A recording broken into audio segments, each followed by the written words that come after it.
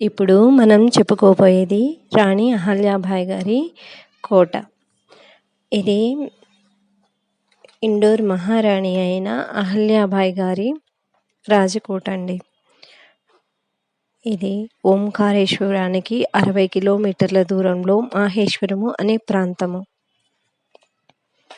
ఈ రాజకోటని 90% రెస్టారెంట్లకి, 10% పర్యాటక ప్రదేశముగా ఉపయోగిస్తున్నారు.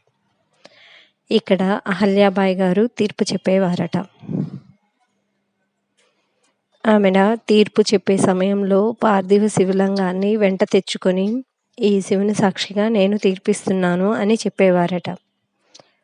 ఆ పార్థివ శివలింగాన్ని మరలా నర్మదా నదిలో నిమజ్జన చేసేవారట.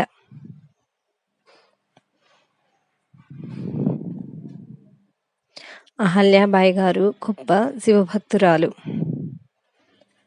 కాశీ క్షేత్రాన్ని కూడా పునరుద్ధరించారు. ధ్వంసం కాబడ్డ శివక్షేత్రాలన్నింటినీ పునరుద్ధరించారు. కాశీక్షేత్రంలో గంగా హారతి ఇచ్చే సమయంలో అహల్యాబాయికి జై అని చెప్పిస్తారు. అంతటి శివభక్తురాలు. చాలా శివక్షేత్రాలను పునరుద్ధరించారు.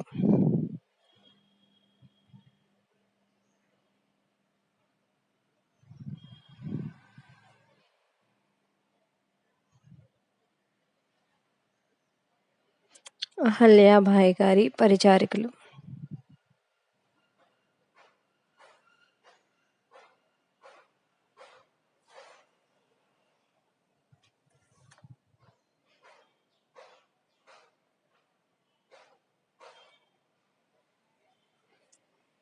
ఇవి వారి జీవిత చరిత్రలు, వారి వారసుల చరిత్రలు. ఇవి వారు ఉపయోగించిన ఆయుధాలు.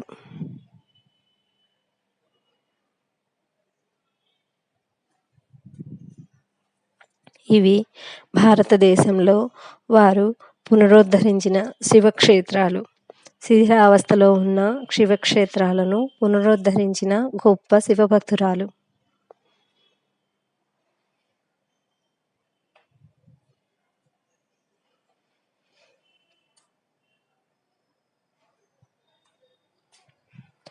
రోజు ఉదయాన్నే నర్మదా నది నుంచి మృతిక తీసుకొని వచ్చి ఇలా శివలింగాలను చేసి వాటిని అర్చించి మరలా సాయంత్రము వాటిని నర్మదా నదిలో నిమజ్జన చేసేవారట. ఈ కైంకర్యము ఇప్పుడు కూడా జరుగుతుంది అక్కడ. ఒక స్త్రీని నిర్వహించి ఇవన్నీ చక్కగా చేస్తున్నారు. ఇవి నవగ్రహాల గుడులు. ఇది శివుని గుడి. ఇక్కడ స్తంభాల పైన దశావతారాలను చెక్కబడి ఉన్నారు.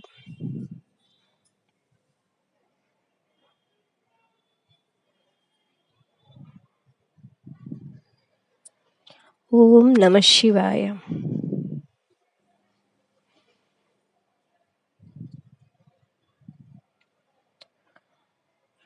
ఈ స్తంభాలపైన దశావతారాలని చెక్కబడి ఉన్నారు. చాలా చక్కటి పర్యాటక ప్రదేశము. ఆహ్లాదకరమైన వాతావరణంలో నర్మదా నది ఒడ్డున చూడవలసిన మంచి పర్యాటక ప్రదేశము.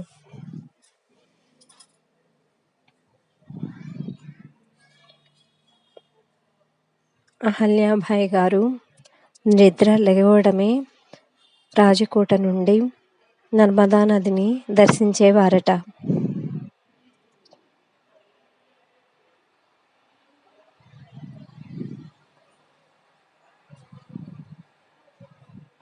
ఆహ్లాదకరమైన పర్యాటక ప్రదేశము.